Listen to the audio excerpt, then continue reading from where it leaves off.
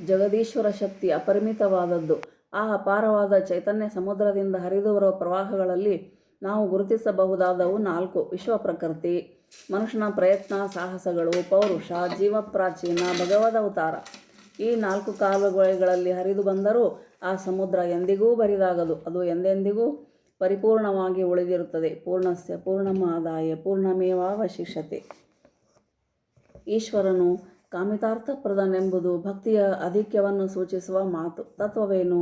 ಈಶ್ವರನು ಕೊಟ್ಟಿರುವ ಪ್ರತಿಜ್ಞೆಗಳು 2: ಜಗದ್ರಕ್ಷಣೆ, ಅದಕ್ಕಾಗಿ ಧರ್ಮಸ್ಥಾಪನೆ. ಜಗದ್ರಕ್ಷಣೆಗೆ ವಿರೋಧವಾಗದಂತೆ ಭಕ್ತ ಪರಿಪಾಲನೆ.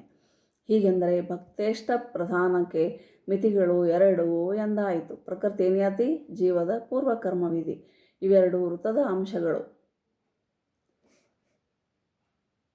ಧರ್ಮಸಮ್ಮತವಾದದ್ದು ಭಗವತ್ಸಮ್ಮತ.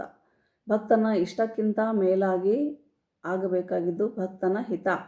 ಭಕ್ತನ ಯೋಗ್ಯಾಯೋಗ್ಯತೆಗಳನ್ನು ಕಂಡು ಅನುಗ್ರಹಿಸುವುದು ಭಗವಂತನ ಮಹಿಮೆ. ಜಗದ್ರಕ್ಷಣೆಗೆ ಪ್ರತಿಕೂಲವಾಗದಂತೆ ಯಾವ ವರವನ್ನು ಯಾವಾಗ ಎಷ್ಟು ಮಾತ್ರ ಕೊಟ್ಟರೆ ಜೀವದ ಸದ್ಗತಿಗೆ ಅನುಕೂಲವಾದೀತೋ ಅದನ್ನರಿತು ಆ ವರವನ್ನು ಆ ರೀತಿಯಲ್ಲಿ ಆ ಕಾಲದಲ್ಲಿ ಕರುಣಿಸುವುದು ಈಶ್ವರ ಅಧಿಕಾರ. ಮೋಹಿನಿ ಭಸ್ಮಾಸುರ ಎಲ್ಲರಿಗೂ ಗೊತ್ತಿದ್ದ ಕತೆ.